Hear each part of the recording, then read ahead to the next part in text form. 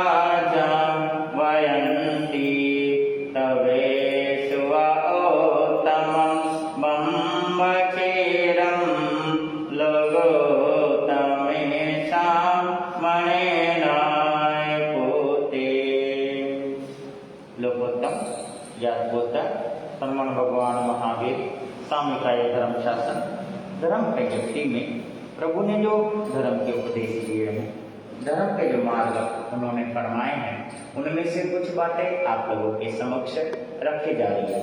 आप सभी सुन रहे हैं प्रभु महावीर की अमरवाणी, और उस अमरवाणी के अंदर अमरता को प्राप्त करने की बातें हैं कि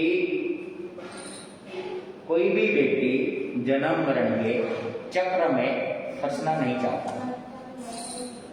हर कोई जन्म मरण से मुक्त होना चाहता है।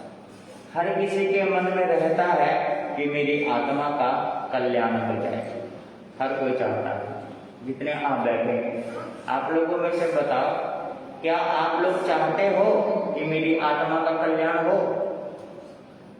हाँ जी बताओ, कौन कौन चाहता है मेरी आत्मा का कल्याण हो? हाँ जी, और वो कल्याण कौन सा है? हाँ जी, मुक्ति वाला कल्याण। मुक्ति वाला कल्याण प्राप्त करने के लिए हमें जो है, जो प्रभु ने फरमाया है, उन बातों पर हमें पूर्ण तरीके से ध्यान देना है। हम ध्यान देते हैं प्रभु के ऊपर कि उनकी छवि कैसी है ना, उनका वर्चस्व कैसा है। जैसे आप साधु संतों के ऊपर या साधु संतों की बातें पर ध्यान देते हैं। लोग जो है साधुओं के पास भी जाते हैं तो ये देखते हैं कि वहां पर कितनी भीड़ थी। क्या देखते हैं भाई? बहुत भारी क्या थी? भीड़। बहुत दुनिया आ रही थी भाई, बहुत बढ़िया भीड़ थी। और भीड़ के साथ साथ एक चीज पे और नजर डाल देते हैं कि भाई खाना बहुत बढ़िया हो। क्या था जी? हाँ, और खाना बहुत बढ़िया था। फिर उसके बाद तीसरी चीज पर नजर डाल देते हैं भाई वहां की मैनेजमेंट भी बहुत बढ़िया थी। क्या थी? हाँ, मैनेजमेंट बढ़िया थी, खाना बढ़िया था, भीड़ बहुत थी, है ना, व्यवस्था बहुत अच्छी कर रखी थी, समाज बहुत अच्छा था वहां पर, है ना। ये सब चीजें हमने देखा, लेकिन कार्यक्रम क्या था इसका ध्यान नहीं है। महाराज ने क्या कहा इसका पता ही नहीं है। हाँ जी, महाराज ने क्या कहा, गुरुओं ने क्या कहा, इसके बारे में हमें जरा सा भी क्या नहीं है, पता नहीं। ऐसे ही भगवान, आप जैसे कि खाटू श्याम लगा लो, है ना, बालाजी लगा लो, वैष्णो देवी माता लगा लो, या और भी जितने भी तीर्थ हैं, तीर्थ यात्रा लगा लो। वहां पर जब व्यक्ति जाता है तो वहां पर देखता है भव्य तैयारियां, वहां पर सजा हुआ दरबार कैसा था, वहां पर भीड़ कितनी थी, वहां पर सब चीजें देखा गया। लेकिन वहां की जो विशेषता है, वहां की जो बातें हैं, बस आपने ये देखा कि यहाँ जाने के बाद हमारा काम बन जाएगा। क्या हो जाएगा? कौन सा?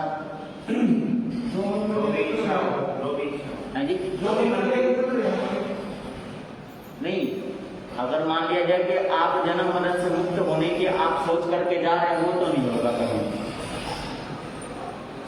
वो तो वहां से होगा नहीं, यहां से भी नहीं होगा और वहां से भी नहीं होगा। वो तो जब तक आप लोग, जैसे कि आप ये देखो कि आप कहीं पर भी आप चले जाओ, मन में ये सोच करके जाना कि भाई भगवान मैं आपके दर्शन करूं, मत्था टेकूं, बस मैं 4-5 दिनों से भूखा हूं, दर्शन करते मेरी भूख मिट जाए। क्या हो जाएगा ऐसा? बोलो, होएगा ऐसा? भूख तो रोटी खाने से, हाँ, दर्शन की प्यास मिट जाएगी। जो दर्शन की अभिलाषा थी, दर्शन की प्यास मिट जाएगी, लेकिन पेट की भूख तो है जी, खाने से ही मिटेगी ना। इसी तरीके से जो आप जा करके वहां पर मन्नतें मांग सकते हो, संसारिक वस्तुओं को मांग सकते हो, संसारिक चीजों को मांग सकते हो, लेकिन संसार से मुक्त होने का आप मांग भी लो, वो भी कह भी देंगे कि हाँ जी ठीक है, परंतु फिर भी जन्म मरण से मुक्त होने के लिए जो प्रभु ने बातें कही है उन बातों को जीवन में उतारेंगे, उसके अनुसार चलेंगे, साधना करेंगे, तब जाके जन्म मरण से क्या होंगे आप। उससे पहले क्या नहीं मिलेगी, हो ही नहीं सकता, मिलेगी। बिना किए हुए कोई भी कार्य आसान नहीं होता, बिना किए करना तो पड़ेगा।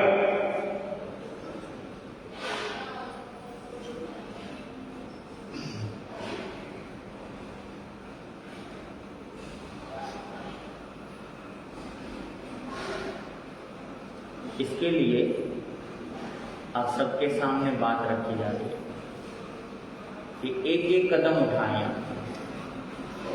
एक एक कदम सोच में, विचारों में परिवर्तन लेकर के आए, और विचारों में परिवर्तन लेकर के आएंगे तभी आपका कार्य चलेगा। छठी बात तक आपके सामने ये सुनाई गई थी, छठी भावना तक, कि भाई शरीर अलग है और आत्मा क्या है जी, अलग है। और सातवीं कौन सी थी, आश्रम भावना। आत्मा अलग है, शरीर अलग है, तो उसके ऊपर फिर हम आत्मा के ऊपर विचार करेंगे। बाकी तो हो गया, 6 तो हो गए शरीर तक, लेकिन इधर आत्मा तक विचार करना है, हम आत्मा के ऊपर ध्यान देना है कि आत्मा के ऊपर जो कर्म उद्गालु कर्मण जो आकर के चिपकते हैं उसका नाम है आश्रम, और कर्म उद्गल हमारे ना आए उसका नाम है संवर। कल आपके सामने बात आई थी किसकी, संवर की, है ना, उसका नाम क्या है, संवर। जैसे दरवाजा खुला है तो ये आश्रम है, क्योंकि हवा आएगी, मिट्टी भी आएगी, धूल भी आएगी, ये आश्रम है। और इसे बंद कर दिया तो क्या बन गया, संवर बन गया। हाँ, ये ध्यान देना कि क्या बन गया, ये संवर बन गया। अब खुला था तो आश्रम, बंद कर दिया तो संवर के बाद एक अब अगला स्टेप आता है, अगला जो आएगा 8वां 9वां आएगा, अगला जो आएगा क्या आएगा, उसका नाम है निर्जरा। क्या नाम है, निर्जरा भावना। कौन सी भावना, आश्रम भावना, संवर भावना, और अब आया है निर्जरा भावना। अब निर्जरा भावना क्या है, वो देना ध्यान।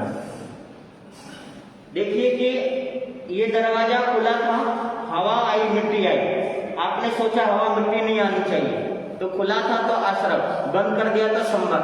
लेकिन जितनी देर तक ये खुला था, आप ऊपर से नीचे आए या नीचे से आप ऊपर चढ़े दरवाजा बंद करने के लिए, या अपने कमरे में से बाहर निकल के आए गैलरी में दरवाजा बंद करने के लिए, इतने देर में कुछ ना कुछ धूल और मिट्टी तो अंदर क्या हो गई है, आ गई ना। आपने दरवाजा बंद कर दिया, अब नहीं आ रहा है, लेकिन आपने चल करके देखा गांव में क्या लग रहा है, किरकिरापन, है ना, किरकिरापन। तो अब क्या करेंगे उसका, क्योंकि आ तो गया ना, आ गया है। आपने ये सोचा कि भाई चलो मतलब मैंने मुनिवर से सुना, संतों से बातें सुनी, तो जैसे कि नहीं सुनी थी तब तक मुझे अच्छे और बुरे का पता नहीं था, चलो अब पता चल गया तो मैंने बुरे कर्म छोड़ दिए। मतलब जब तक पता नहीं था आप कर रहे थे तो वो आश्रम था।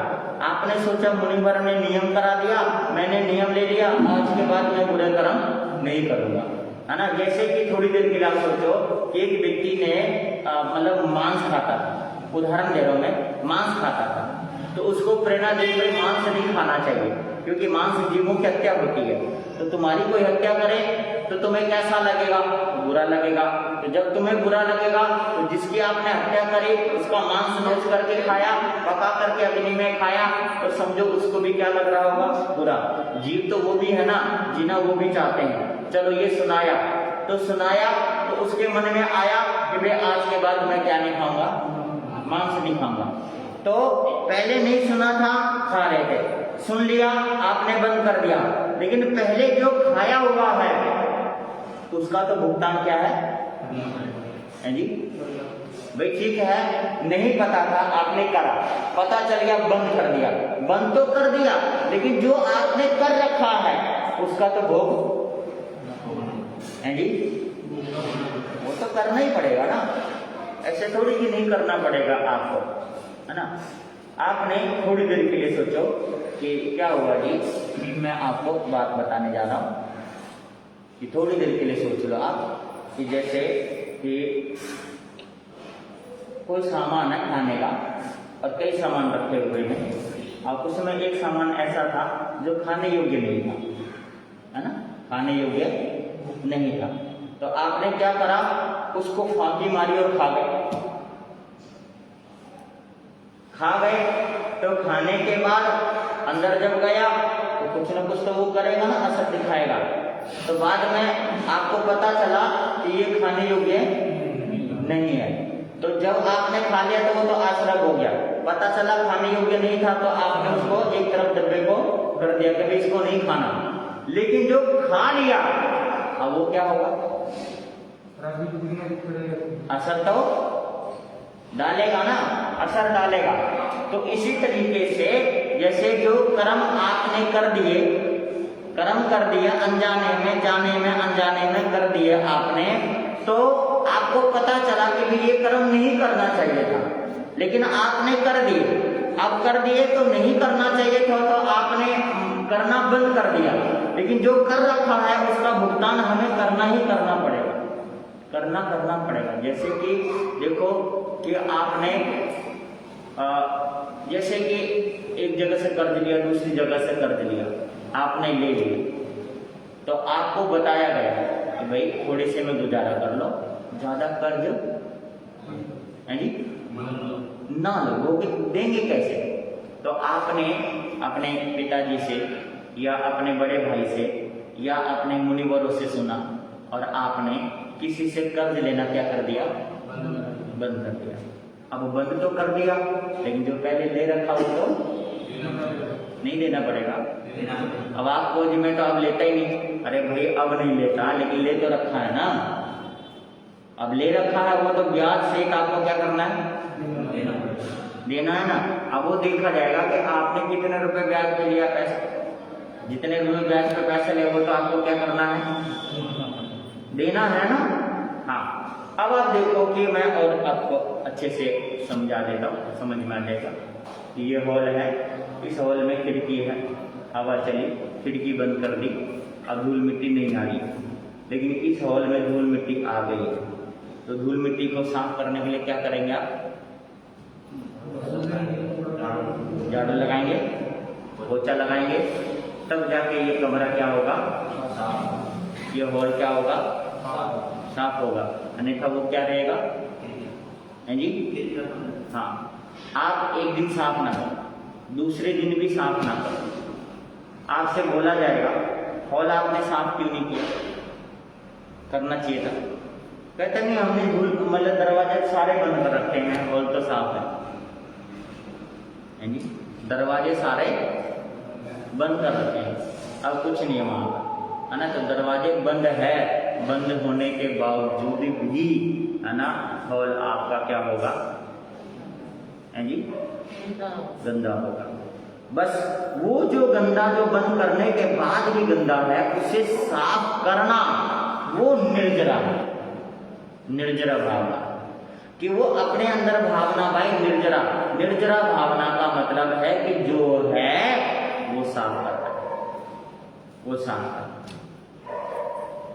और उसको साफ करने के लिए है तपस्या, क्या है, तपस्या। जैसे झाड़ू पोछा, तो झाड़ू और पोछा उसमें मेहनत लगती है, जोर पड़ता है जी, नहीं लगता, बताओ ना। कमरे को साफ करने के लिए झाड़ू लगाया आपने, पोछा लगाया आपने, उसमें फिनाइल भी डाले होंगे आप लोगों ने, जो कुछ भी है साफ किया आपने, कुछ तो जोर है जी, लगागा ना। तो ऐसे ही जो आपने कर्म कर लिया है उस कर्मों का भुगतान करने के लिए हमें तपस्या क्या करनी है? तपस्या, प्रायश्चित तपस्या, तपस्या करो। अब तपस्या किस चीज का नाम है जी? तपस्या किस चीज का नाम है? सबसे पहले तपस्या का नाम दिया है इच्छा निरोधो तप है, कि अपनी इच्छाओं का निरोध कर देना, अपनी इच्छाओं को खत्म कर देना, वो भी एक तपस्या है, इच्छाओं को खत्म कर देना। और बाकी तपस्या करना, तपस्या कैसे करना? कर्म निर्जरा के लिए। तपस्या भी की जाए तो कर्म निर्जरा के लिए, किसी इच्छा से नहीं कि आज हमने एकम का व्रत कर लिया, एकम का व्रत कर लिया है ना, 11 का व्रत कर लिया, एकादशी निर्जला व्रत कर लेते हैं, तो उसमें हमारी कोई न कोई भावना होती है। संतोषी माता का व्रत कर लिया, सोमवार का व्रत कर लिया, मंगलवार का व्रत कर लिया, वीरवार का व्रत कर लिया है जी, बुधवार का कर लिया, शुक्रवार शनिवार का कर लिया, या कई व्यक्ति रविवार का व्रत करते हैं। यानी कि सप्ताह में 7 दिन है, 7 के 7 दिन व्यक्ति अपने भूखे हुए होते हैं, कोई ना कोई व्रत करता है, लेकिन उस व्रत में है ना कहीं हमारी कोई ना कोई इच्छा क्या रहती है? दबी रहती है। बोलो है जी। जो करते हैं हम, चाहे मंगलवार का किया हमने, किसी भी दिन का किया, कोई ना कोई इच्छा हमारी क्या रहती है? आजकल जैसे कि भाई कन्याओं के दिलो दिमाग में बैठा दिया जाता है, बहनों के दिमाग में, कि भाई सोमवार के व्रत किया करो, दूल्हा बहुत अच्छा मिलेगा। कैसा मिलेगा? है जी, हाँ, संतोषी माता का व्रत किया करो, लक्ष्मी मिलेगी, है ना। बुधवार का किया करो, बुद्धि मिलेगी। वीरवार का किया करो, है ना, बृहस्पति दोष जो है वो खत्म हो जाएगा। शनिवार का शनि महाराज प्रसन्न हो जाएंगे। मंगलवार को है ना हनुमान जी खुश हो जाएंगे, तो अष्ट सिद्धि 9 निधि तुम्हें प्रदान कर देंगे। बोलो, हमारे मन में क्या है जी? हम करते हैं, करने में भी गड़बड़ी करते हैं, करने में भी गड़बड़ी करते हैं कि भाई मतलब रात को हमने खाना खाया 10 बजे तक 11 बजे तक खाना खाया, अगले दिन सुबह जो है ना व्रत रख लिया। व्रत रखने के बाद भी मन में मतलब रहता है कि भाई चाय पी लो, चलो दूध पी लो या फ्रूट खा लो कोई भी, है ना, तो चलो भाई अन्न नहीं खाना, व्रत कर रखा है ना, व्रत का मतलब है अन्न नहीं खाना, व्रत कर लिया हमने। लेकिन ये भी व्रत नहीं होता। लेकिन मैं बता रहा हूँ आपको कि व्रत चाहे कोई भी करो, व्रत करने पर हमारी कर्मों की निर्जरा का भाव होना चाहिए। कैसे है जी? कर्म निर्जरा का भाव, कि हमने जो कर्म किए हुए हैं पूरे, उस कर्मों की निर्जरा हो। कोई भी व्रत या कोई भी त्याग या कोई भी तपस्या या कोई भी पूजा या कोई भी पाठ या कोई भी माला हम जपते हैं, तो उसके पीछे हमारी कोई न कोई इच्छा क्या है? रहती है। और जब तक हमारी कोई न कोई इच्छा रहेगी तो क्या होगा हमारा? हाँ जी, एक अर्जुन माली, आम भाषा में आज की भाषा में कह दें तो वो सैनिक है वो, और वो माली का काम करते थे, फूल तोड़ के बेचने का काम करते थे। एक बार उनके शरीर में कोई यक्ष प्रवेश कर गया। कथा बड़ी लंबी है, पर मैं आपको कथा फिर कभी सुनाएंगे, अभी समय आएगा सुनाने का तब सुनाएंगे। लेकिन आपको छोटे से मैं इसको समझाना हो, मैं आप लोगों को इसको समझना आप सभी, कि 1141 जनों की उन्होंने हत्या कर दी। कितनी? उनके शरीर में यक्ष प्रवेश कर गया था, 1141 जनों की हत्या कर दी, क्योंकि उनके वश में नहीं था, यक्ष के मतलब अधीन थे, इतने कर दिए। किसी के संपर्क में आने से भगवान महावीर स्वामी के पास हो गए, उन्होंने वहां पर प्रवचन सुना। यक्ष तो चला गया था पहले ही, लेकिन उन्होंने प्रवचन सुना और प्रवचन सुन करके उनके मन में वैराग्य आ गया और उन्होंने दीक्षा ली। और दीक्षा लेने के बाद उन्होंने 2 दिन का व्रत और 1 दिन भोजन, फिर 2 दिन का व्रत और फिर 1 दिन भोजन, ऐसे उन्होंने तपस्या शुरू करी। और 2 दिन का व्रत भी कैसा, बिल्कुल कुछ पीना नहीं, कुछ खाना नहीं, निर्जला। निर्जला जैसे एकादशी करते हैं, निर्जला एकादशी, ऐसे बिल्कुल निर्जला, बिल्कुल पानी नहीं पीना, कुछ खाना नहीं, ऐसे रहना उन्होंने शुरू कर दिया। अब शुरू कर दिया तो जिस दिन उनके भोजन की बारी होती तो वो नगर में जाते। नगर में जाते तो उन्होंने जैसे 1141 बताया मैंने, ऐसे हत्या कर रखी थी। तो किसी का बेटा, किसी की बेटी, किसी की बहू, किसी की घरवाली, किसी का पति, ऐसे मिला करके सारे 1141 जने हो गए। रोजाना 6 पुरुष और 1 स्त्री की हत्या होती उनके हाथों से।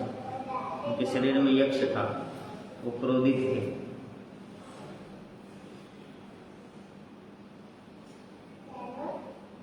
लेकिन यहां पर समझने योग्य बात है कि यक्ष उनके शरीर में था, वो कुछ नहीं कर रहे थे, लेकिन उसके बावजूद भी उनके कर्म बंध गए। शरीर तो उन्हीं का था ना, इस वजह से बंध गए।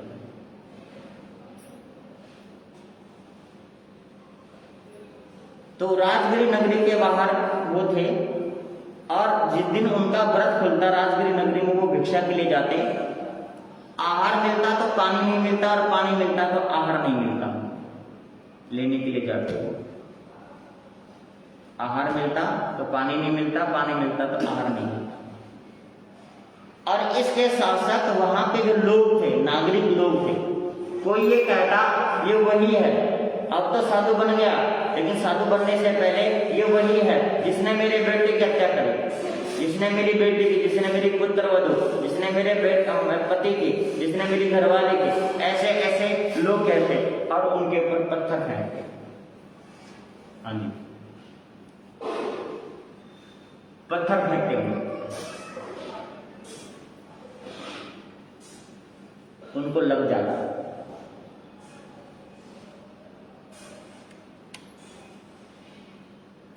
खून भी बह जाता,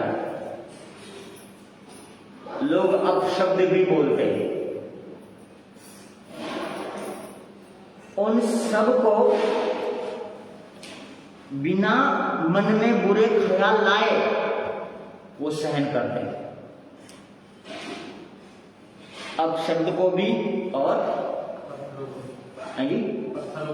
पत्थरों को वो सहन करते। नगर में जाते 2 दिन के बाद 1 दिन, तो उनको अपशब्द ही सुनने को मिलते। वो वापस आते, बैठ जाते और ये सोचते, मन में विचार करते कि मेरे कर्म काटने में जितने भी लोग हैं ये सब मेरे सहायक हैं। क्या है ये? सहायक है। कैसे सहायक कैसे हुए बताओ? वो तो बुरा करते हैं ना, अपशब्द बोलते हैं, पत्थर मारते हैं, तो सहायता कैसे कर रहे हैं वो बताओ? आप लोग मानेंगे इसको सहायक है जी? बोलो तो है जी? अच्छा आप मानेंगे, बाकी से तो पूछ रहा हूँ मैं, मानेंगे नहीं मानेंगे? नहीं मानेंगे, पर वो लोग सहायक हैं हमारे। जैसे प्रशंसक और निंदक 2 चीजें होती हैं। और आपको पता है कबीर जी ने तो एक दोहा लिखा है और आपने बहुत बार सुना है कि निंदक नियरे राखियो। सुना है ना आप लोगों ने? नहीं सुना कभी? नहीं नहीं सुना? लोग सुना। पंडित जी आपने तो सुना ना? है जी? कबीर जी ने लिखा है निंदक नियरे राखियो आंगन कुटी छवन। साबुन बिन पानी निर्मल होत सुहाए। कि कहते हैं कि निंदक को नीरे यानी कि बिल्कुल पास में रखना चाहिए, क्योंकि बिना पानी और बिना साबुन के हमारे हृदय को वो साफ करते रहते हैं। क्योंकि निंदक एक सुअर के समान होते हैं, वो गंदगी में मुंह मारते रहते हैं और हमारी गंदगी को रोज की रोज क्या करते रहते हैं, साफ करते रहते हैं, हमें वो बताते रहते हैं कि ये हमारी गंदगी है, हमें बताते हैं। तो ऐसे जो व्यक्ति हैं जो हमारी निंदा करते हैं, अपशब्द बोलते हैं, तो वो हमारे लिए हमारे सहायक हैं। कैसे सहायक हैं कि अगर हम उस समय ये सोच लें कि भाई ये व्यक्ति गलत है और ये मेरी निंदा कर रहा है, तब तो वो सहायक नहीं है, तब तो हमारी कर्मों की निर्जरा नहीं होगी। और हमने ये सोच लिया कि ये जो व्यक्ति है ये बिल्कुल सही कह रहा है, मेरे अंदर ऐसी कमी है। अपशब्द जो बोल रहा है, मैंने बुरा किया इसलिए अपशब्द बोल रहा है, मेरे को पत्थर जो मारा जा रहा है ना, मैंने इनके साथ बुरा किया, इसी वजह से मेरे को ये क्या कर रहे हैं, पत्थर मार रहे हैं। अगर संभाव से सहन किया तो वो सहायक है। और वो जो मालाकार मैं बता रहा था उनका नाम अर्जुन था। अर्जुन मालाकार नाम से प्रसिद्ध है इतिहास के अंदर। अर्जुन माले वाला माली, अर्जुन माली, वो जो अर्जुन माली थे वो रोजाना का रोजाना इस चीज को सहन करते थे। कोई भी कुछ कह देता, बस अपने आत्म चिंतन में लग जाते कि हाँ मैंने ऐसा किया है ना, तो धन्य है इन लोगों को जो मेरी सहायता कर रहे हैं मेरे कर्म काटने। सज्जनों, दो चीजें होती है, अनुकूलता और प्रतिकूलता। अनुकूलता हमारे मन के अनुसार, प्रतिकूलता मन के विपरीत। तो मन के विपरीत अगर कार्य हो तो उसमें घबराना नहीं चाहिए, और मन के अनुकूल हो उसमें अटकना नहीं चाहिए। और हमारी गलती है कि मन के विपरीत होता है तो हम क्या हो जाते हैं, घबरा जाते हैं, और मन के अनुकूल हो जाता है तो हम वहां पर क्या हो जाते हैं, जी अटक जाते हैं, वहां वहीं रुक जाते हैं, हमारी गति रुक जाती है। मन के अनुकूल होता है तो वहीं पर हमारी गति क्या हो जाती है, बोलो, रुक जाती है।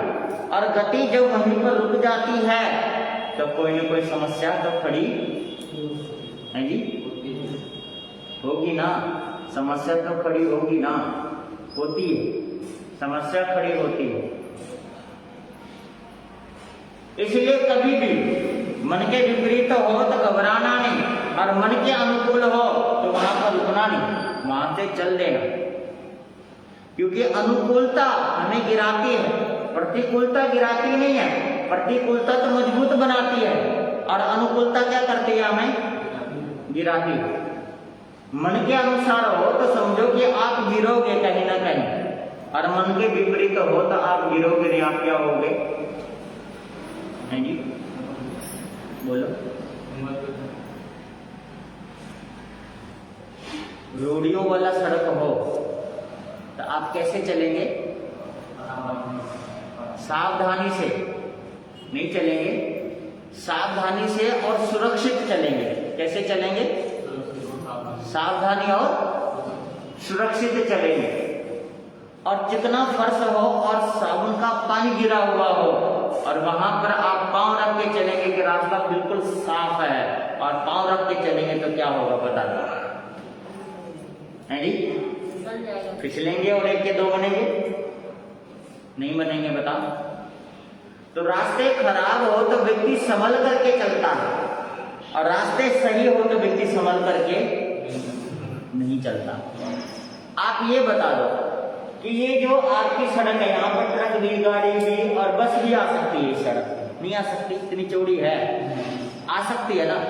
तो आप अब देखो कि इस सड़क पे कहीं पर भी सरकार ने ये बोर्ड लगा रखा कि भाई सावधानी हटे और दुर्घटना घटे, सावधानी से चलना इस सड़क पे, कहीं लिखा है जी? लेकिन जीटी रोड पे जाओ, वहां लिखा मिलेगा सावधानी हटे और दुर्घटना कृपया सावधानी से चले, क्योंकि वो साफ सुथरी सड़क है। और साफ सुथरी सड़क पर व्यक्ति भूल जाता है सब कुछ, और यहाँ पर व्यक्ति चारों तरफ क्या रखता है जी? अपनी भी सुरक्षा और लोगों की भी सुरक्षा रखकर चलता है। इसलिए मैं आपको बोल रहा हूं कि कांटों भरी जो राह है या कष्ट है या हमारे जीवन में जो प्रतिकूलता है, हमें सावधानी बरतना सिखाता है। बोलो, गर्मी हो और मच्छर हो, उस दिन नींद का क्या हाल होता है जी? और नींद नहीं आती तो गली में, मोहल्ले में, अड़ोस में, पड़ोस में कौन शोर मचा रहा है, कौन रात को लड़ रहा है, क्या हो रहा है, सड़क पे कौन चल रहा है, सारी आपको क्या होती है जी? बोलो तो, एक भी मच्छर ना हो, एसी रूम हो, आनंद का वातावरण हो, सुगंधित कमरा हो, उस दिन क्या होगा जी? कमरे के बाहर क्या हो रहा है आपको पता ही नहीं चलेगा। समझ रहे बात में जो कहना चाह रहा हूं, उस चीज पर ध्यान दीजिए कि असावधानी सारी जानकारी देता है ना, और हमें मजबूत बनाता है। ऐसा मतलब जो प्रतिकूलता है, कष्ट जो है, हमें चारों तरफ से जगा के रखता है और फुर्तीला बना के रखता है। और वैसे बड़ी बड़ी बिल्डिंगें बन गई, उसमें ना हर इंसान सोचता है कि लिफ्ट लग जाए। अब लिफ्ट में व्यक्ति सीधा खड़ा होता है, सीधा जाता है और सीधा आता है ना? सीधा जाता है और सीधा आता है, ठीक है ना? तो ये गोडे जो है, गोडे लिफ्ट ज्यादा यूज करने से आने वाले समय में ये गोडा घूमना बंद हो जाएगा। और सीढ़ियों में चढ़ेंगे उतरेंगे तो क्या होगा जी? नहीं, दर्द नहीं होगा, दर्द ठीक रहेगा। सीढ़ियों पर चढ़ेंगे उतरेंगे तो दर्द क्या रहेगा? ठीक रहेगा। और लिफ्ट पे ज्यादा करेंगे, आरामदायक जितनी भी चीजें हैं वो कहीं ना कहीं नुकसान तो क्या करेगा? देगा। इसलिए मैं आप लोगों को बता रहा हूं कि जो अर्जुन वाली थे उनको अपशब्द बोला जाता था, उनको कष्ट दिया जाता था, और अपशब्द के बाद भी, कष्ट के बाद भी अपने आप को वो अपमानित नहीं मानते थे। क्या नहीं मानते थे? वो अपमानित नहीं मानते। कष्ट देने के बाद भी उसको कष्ट नहीं मानते थे। पत्थर मारने के बाद भी वो अपने आप को ये नहीं मानते थे कि मेरे को किसी ने क्या मारा है, पत्थर मारा। क्योंकि वो ये सोचते थे कि जो पत्थर मारा गया है वो शरीर को मारा गया है, मेरी आत्मा को तो चोट कभी लगती ही नहीं। मेरी आत्मा तो मजबूत है, उसको चोट लगती है। अगर दर्द होगा तो दर्द मेरे शरीर को होगा, मेरी आत्मा को दर्द नहीं होगा। क्योंकि उन्होंने ऐसा किया था। और हमारे जीवन में भी अगर कोई कष्ट आता है तो हमने भी कहीं ना कहीं कुछ किया है तो हमारे जीवन में कष्ट आता है। अगर हमने नहीं किया तो हमारे को अपने जीवन में क्या नहीं आएगा? सज्जनों, आप लोग ये कहते हो कि मैंने कभी किसी का बुरा नहीं किया फिर भी बुरा हो रहा, तो जब आपने किया नहीं तो आपके साथ होगा नहीं, और अगर हो रहा है तो आपने किया, बस आपको याद नहीं है, याद नहीं है, बस किया है आपने, किया। ये हकीकत है कि आपने किया है तो है, नहीं किया होता तो नहीं होता। जहां पर जो चीज लिखी है वहां पर वो व्यक्ति पहुंच जाता है और उस व्यक्ति को उसी रूप में उसका भुगतान करना पड़ता है। पिछले साल 2021 में हमने मन बनाया था, घोषणा भी कर दी थी कि यहाँ पर चतुर्मास करेंगे 4 महीने, लेकिन बरसात हो गई थी, यहाँ पानी भर गया था, गड्ढा खुद गया था, तो चतुर्मास कैंसिल कर गया था। हम दड़ोली चले गए। यहाँ से समझ लो कि 100-125 किलोमीटर दूर है।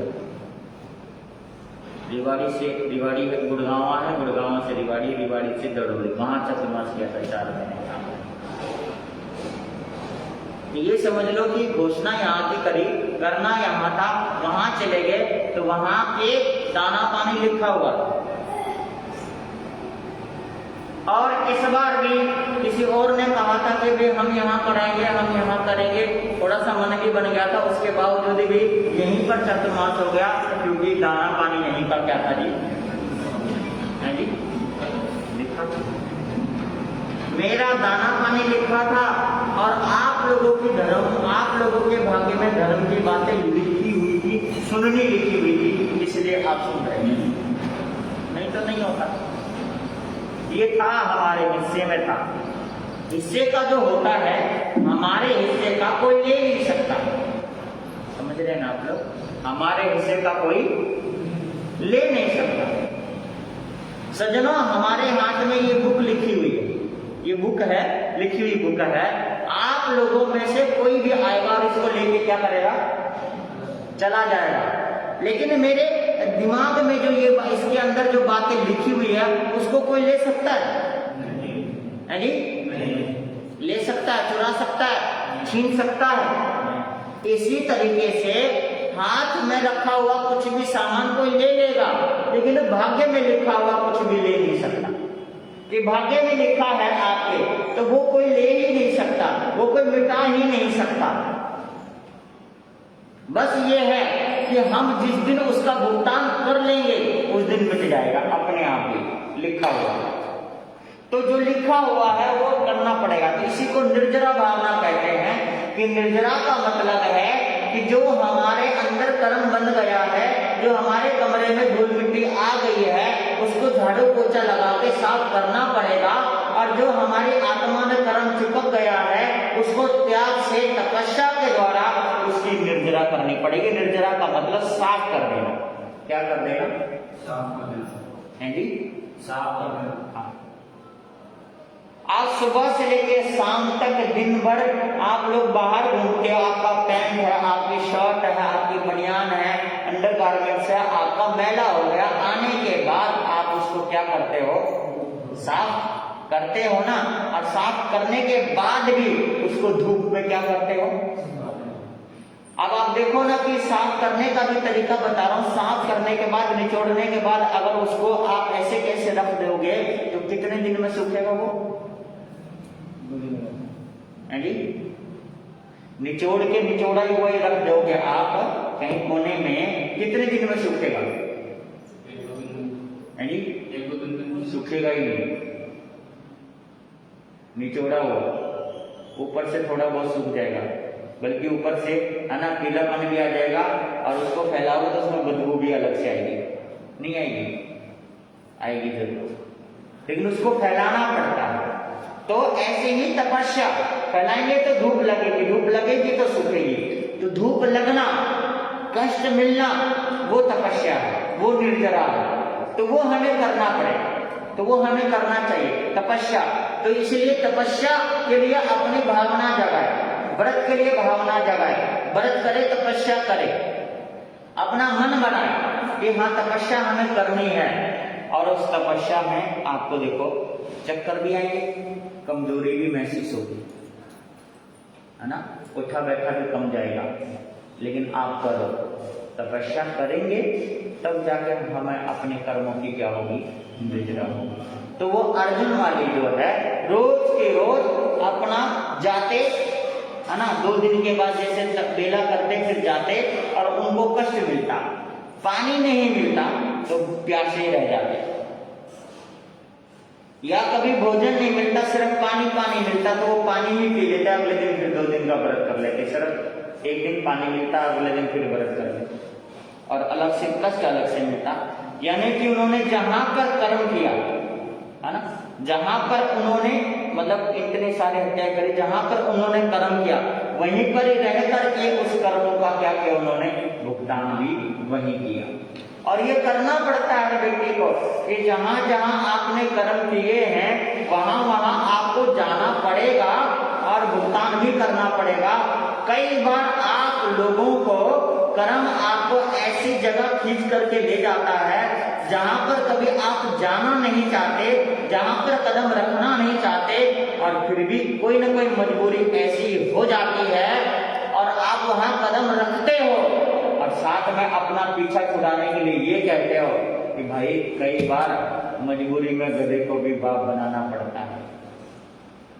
इस बात को कहकर के पीछा छुड़ा देते हो, लेकिन कर्म हंसता है कि बेटा गधे को बाप नहीं बनाया, तेरे को बनना था, ये तो तेरे को यहाँ आना था, ये तो लिखा हुआ था पहले से, है ना। तो ये हमारा ना लिखा रहता है, लेकिन हम सिर्फ ये कह देते कि भाई गधे को भी बाप बनाना पड़ता है, तो चलो कोई बात नहीं, गधे को बाप तो बना दिया ना आपने, लेकिन आपको मजबूरी में बनना पड़ा, लेकिन आप गए ना, गए तो है ना, मन नहीं था फिर भी गए, तो वो भुगतान था आपका और आपको जाना पड़ा। तो बस उस भुगतान को अगर ऐसा करना पड़ रहा है तो खुशी खुशी कर लो। तो अर्जुन वाले ने इन सभी चीजों का भुगतान किया, निर्जरा भावना उन्होंने भाई, और भुगतान करके अपने समूलतः कर्मों को नष्ट कर दिया, सारे बंधन ही तोड़ दिए, और बंधन तोड़ करके वो जन्म मरण से क्या हो गए, मुक्त हो गए।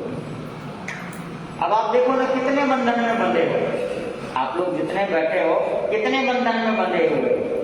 कोई धन से बंधा हुआ है, कोई जमीन से बंधा हुआ है, कोई पति से, कोई पत्नी से, है ना, कोई बीवी से, कोई बच्चों से, कोई रिश्तेदारों से, कोई पारिवारिक सदस्यों से, कभी कोई यार दोस्तों से, कोई अड़ोसी से, कोई पड़ोसी से, और कई तो ऐसे हैं जिसको हम कभी जानते नहीं, हम उससे भी बंध जाते हैं। तो इन चीजों से अलग अलग व्यक्ति बंधा हुआ है, और कोई व्यक्ति इन सबसे अगर बंधा हुआ हो तो उस व्यक्ति का क्या हाल होगा, सोचो क्या हाल होगा। ऐसे बंधनों को तोड़ना कितना मुश्किल हो जाता है, कितना कठिन कार्य है, कैसे बंधन को तोड़ेंगे, कैसे बंधन। तो बहुत जगह से आप लोग बंधे हुए हो, तो बंधे हुए हो, इन बंधनों को तोड़ना इतना आसान नहीं है, और तोड़ने के लिए बस कहा गया कि तपस्या करें, त्याग करें, कर्मों की निर्जरा करें। बस इन चीजों का थोड़ा सा ध्यान रखने के समय आप लोगों का हो रहा है, बाकी बातें फिर कर लेंगे। समय को निकालते हुए आप सभी समय पर और समय का पूरा लाभ ले, मिलकर के दो पंक्ति बोलेंगे। धर्म कल्याणकारी है, धर्म की महिमा न्यारी है, कभी ये तुम बुलाओ ना। धर्म कल्याणकारी है, धर्म की महिमा न्यारी है, कभी ये तुम बुलाओ ना। लिया सरना सदा जिसने किए दुख दूर है उसने, कभी ये तुम बुलाओ ना। लिया सरना सदा जिसने किए दुख दूर है उसने, कभी ये तुम बुलाओ ना। इसीलिए बार बार संत मुनिराज आप सबको धर्म की प्रेरणा देते हैं कि धर्म की शरण में जितना समय आप बिता सको बिताने का प्रयास करो, क्योंकि धर्म की जड़ हमेशा क्या होती है, हरि होती है। संसार में कितना ही कमा लो, कितना ही धन जोड़ लो, कितना ही पैसा जोड़ लो, कितना ही संपत्ति जोड़ लो, कितना ही परिवार को जोड़ लो, जब जाएंगे तो सब कुछ यहीं पर छोड़ करके जाएंगे। लेकिन धर्म जो करेंगे वो हमारे साथ में क्या होगा, धर्म ही एक ऐसी वस्तु है वो हमारे साथ में जाता है। बस अब सभी अपने अपने स्थान पर खड़े करके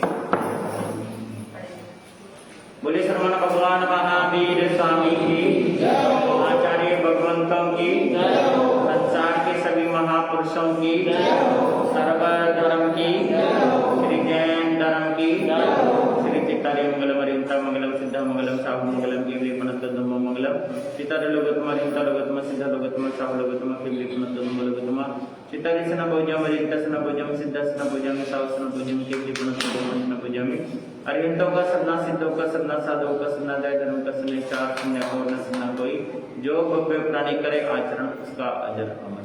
बोले श्री सुरेंद्र मुनि जी महाराज।